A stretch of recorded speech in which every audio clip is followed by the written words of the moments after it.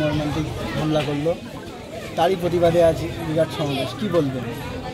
কাশ্মীরে যে বর্বরচিত সন্ত্রাসবাদী হামলা হয়েছে তার প্রতিবাদে আমাদের প্রতিবাদ সভা। এখান থেকে কয়েকটা বিষয় আমরা উত্থাপন করছি।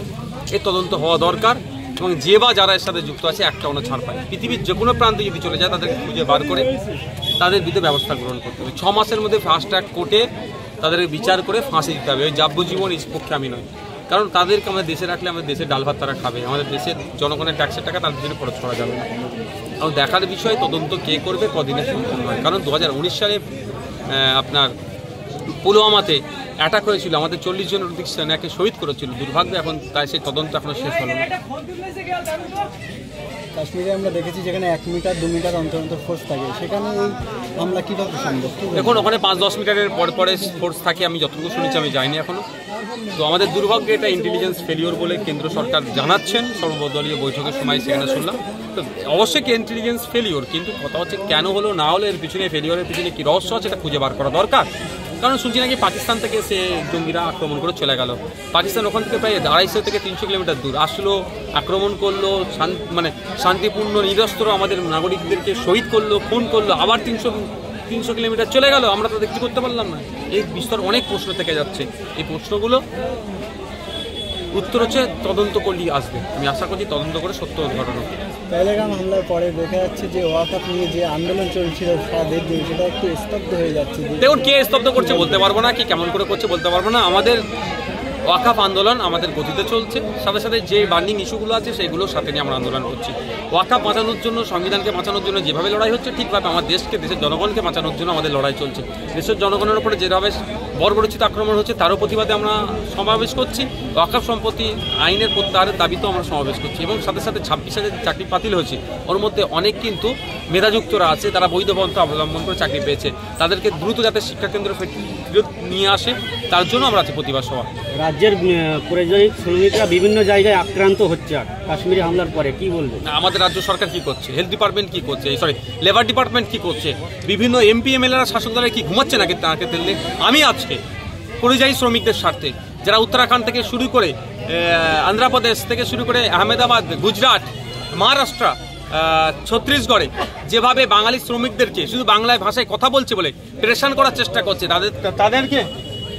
তাদেরকে ডিস্টার্ব করছে, তাদের মানে গরু ছাগলের মতো তাদেরকে রাস্তা থেকে যেভাবে নিয়ে যাচ্ছে, এটা নিয়ে আজকে আমি সকাল 12টার সময় গিয়ে আমাদের রাজ্যের লেবার ডিপার্টমেন্টে জানিয়ে এসেছি অবিলম্বে প্রতিটা রাজ্যে একটা করে নোডাল অফিসার নিযুক্ত করা হোক। সেই নোডাল অফিসারের সাথে ওই রাজ্যের মানুষের, ওই রাজ্যে আমাদের কর্মরত যে বাঙালি শ্রমিক আছে তাদের সাথে কোনো রকম ছেড়ছাড় হলে যেন ইমিডিয়েট যোগাযোগ করে, এবং নোডাল অফিসার একটা প্রত্যেকটা রাজ্যের জন্য অ্যাডভোকেটস রেডি করুক। কোনো অসুবিধা হলে লিগালি তাদেরকে সাপোর্ট দিয়ে তাদেরকে যেন রিলিফ করে। এটাও বলি সাথে সাথে যদি বাইরের রাজ্যে আমাদের নাগরিক থেকে যদি অসুবিধা হয়, বাংলার পরিযায়ী শ্রমিকদের যদি অসুবিধা হয়, তাহলে আমাদের রাজ্যে ফিরিয়ে নিয়ে এসে কাজের ব্যবস্থা রাজ্য সরকার করে। কিন্তু দুর্ভাগ্য, যাদেরকে বিজেপি দালাল বলে তারাই বিজেপির বিরুদ্ধে, বিজেপির রাজ্যে যে অন্যায়গুলো হচ্ছে তাদের বিরুদ্ধে বেশি বেশি করে বলছে। আর যারা বিজেপির বিরুদ্ধে লড়াই করবে বলে স্বঘোষিতভাবে যারা ঘোষণা দিচ্ছে, তারা এই বিজেপির রাজ্যে এগুলো ঘটে যাচ্ছে মুখে কুলু পেটে রেখে দিয়েছে। এখন প্রশ্ন এখানকার এমএলএ, এখানকার আমাদের রাজ্যের এমএলএ, রাজ্যের মন্ত্রী, রাজ্যের মুখ্যমন্ত্রী কি করছেন? আজকে আমাদের এটাও দুর্ভাগ্য, আমি লেবার ডিপার্টমেন্টে গিয়ে দেখলাম ওরা ওখানকার যিনি সেক্রেটারি, যিনি সচিব ওখানে ছিলেন না, উনি আজকে এতে কি বলে দীঘাতে আছেন। আমি চিঠি দিয়ে এসেছি, জানি না ফার্দার কি হবে। যদি না হয় 2-1 দিনের মধ্যে আবার যাবো দপ্তরে। দীঘাতে মন্দির উদ্বোধন হলো, মুসলিমদের জন্য এখনো পর্যন্ত দীঘায় কোনো একটা মসজিদ বা এরকম কিছু হলো না, কি বলবে? মুসলিমদের জন্য হলো না, অনেকে বলবে, অনেক যারা খ্রিস্টান তাদের কথা বলবে, হরিচাঁদ গুরুচাঁদ ঠাকুরের যারা মাল নেওয়ালা তাদের ধর্ম, তাদের যে মন্দির তারা বলবেন, বা বিভিন্নভাবে যারা যেরকম আছে, জাহের থান, গরম থানের কথা বলবে। তো রাষ্ট্রের দায়িত্ব নয় মন্দির মসজিদ নির্মাণ করা, রাষ্ট্রের দায়িত্ব হচ্ছে নাগরিককে তার পরিষেবা দেওয়া কীভাবে এবং মৌলিক অধিকারগুলো সুনিশ্চিত করা। কিন্তু দুর্ভাগ্য আমাদের মোদি থেকে দিদি সবাই ধর্মীয় আফিন খাইয়ে ভোট লুটার চেষ্টা করছে।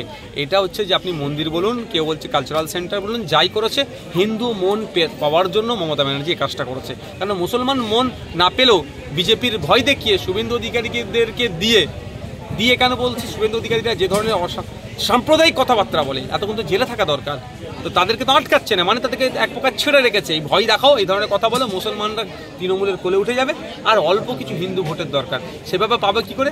এই ধরনের হিন্দু ধর্মীয় কাজ করে হিন্দু মন পাওয়ার জন্য এই কাজ করেছে। তবে 2026 আসছে, পশ্চিমবাংলার মুসলমানরা, পশ্চিমবাংলার হিন্দুরা এই বিজয় মূলকে প্রত্যাখ্যান করবে। Thank you.